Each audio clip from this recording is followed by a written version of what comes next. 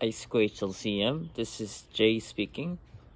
And for my digital story presentation, I wanted to craft my presentation around this question: what is my own story in relation to indigenous peoples and the place in which I am giving the land acknowledgement, so Lakangan territory. So I want to start by explaining what kind of country where I'm from, Korea, is, what kind of worldview I grew up with. Korea is like 10 to 12 hours flight from Vancouver. Unlike Canada, Korea is very monocultured and homogenous society, and it's a very small country. Growing up, I have never met non-South Korean people, nor got involved with their life.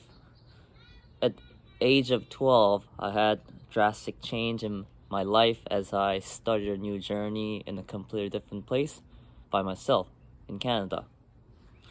My knowledge of indigenous people and culture was very limited when I first came. I did not even know that the land of Canada belongs to indigenous people. My perception were different than how Canada was. I was surprised. It surprised me when I first landed in YVR airport in Richmond. I thought there would only be Caucasian people living, but there were many other people with their own unique identities and stories living all together in harmony. When I was in high school, around grade 11, I for the first time got to learn about indigenous people. I simply took the course my school offered titled First Nation Studies. I was always fascinated in learning history, so I gave this course a chance. And more time I spent learning about indigenous people and their culture, I started to broaden my knowledge of indigenous people, and I just wanted to learn more. So during my high school years, I had great opportunities to strengthen my relationship with indigenous people by attending ceremonial events like powwow, and experience their music, food, and art cultures. I was just so engrossed by learning the culture as someone who was not born and raised in Canada. I thought it was very powerful and beautiful. In my Indigenous study class, students had an opportunity to go on a trip to Alert Bay, which is located on the northern part of Vancouver Island. We got to spend times with local indigenous people and elders and had a chance to learn about the history that was left behind. And the land comes with meaning. No matter how the land has changed or how it has been shaped, the memory and the story the person shared with one land is never going to disappear from one's mind. In Alert Bay, we looked at the empty space where the residential school was built. Now the building tore down, all we can see are children playing on the field and all kinds of animals living in harmonies with people.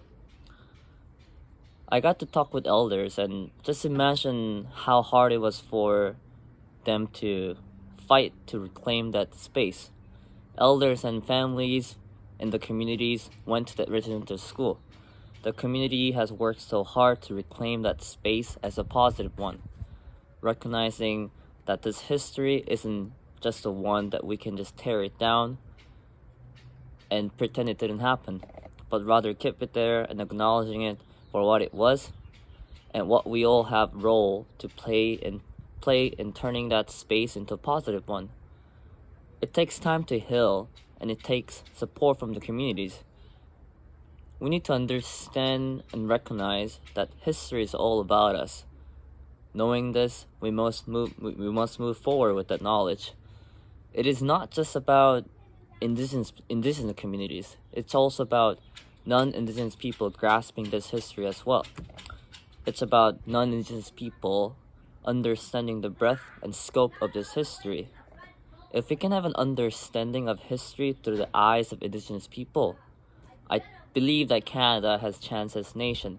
People can start to open up their minds and hearts to perspectives that perhaps have gone unheard for many generations. I think that when language dies, the culture dies, and ultimately the identity dies. we would have no one to orally pass down the stories to next generations. I know where I'm from, and Korean language is part of my identity. Without it, I would feel rootless, and lose a sense of belonging. How sad is that just to think we aren't able to pass on this beautiful history and language? And I'm talking about Shinchathon for this one, yeah. And because I'm so interested in like language revitalization for indigenous community, I think language itself has lots of meanings. Because that's why I chose to come to Canada and chose to learn English, because I wanted more about Canada. So now I am learning Shinchathon, which is the local indigenous language, because I want to learn more about indigenous people and their culture. I feel like that's our duty as Canadians, you know? And I think Western worldview and indigenous worldview are very different. Even how we look at the land and animal are different. Western cultures tend to view the land, animals as resources, something we can take from, but in indigenous worldview, land and animals are our friends and companions. We have to live with the land and beautiful animals, and humans have so much to learn from the animals. Animals protect their children just like how we humans do. And I was very lucky and got to talk with Mr. Bannock, he's the owner of Mr. Bannock Food Truck, and got to work with Métis artists such as Sunny Asu from Kawaka Waka, and to teach and pass down this history and indigenous education to younger generation. I think now people have to be creative and take advantage of media and development technology. Mr. Bannock is trying to maintain indigenous food culture by blending Mexican and indigenous food culture together, and hoping to do that, it sparks interest into younger generation, passing the torch so they can showcase their culture and just keep it moving forward to do art and food.